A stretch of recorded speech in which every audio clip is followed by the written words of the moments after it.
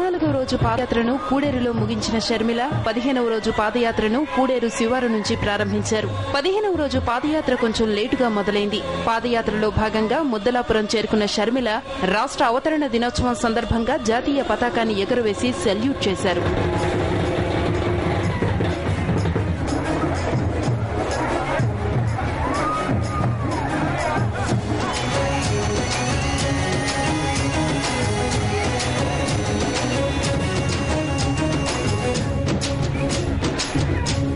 పదిహేనవ రోజు పాదయాత్రలో షర్మిల అడుగులో అడుగవుతున్నారు మహిళలు. వైఎస్ జగన్మోహన్ రెడ్డి త్వరగా బయటకు రావాలని ఓ వృద్ధురాలు ఆకాంక్షించింది. జగన్ నా మనవడు జైల్లోంటి రావాలని నేను కోరుకుంటున్నా.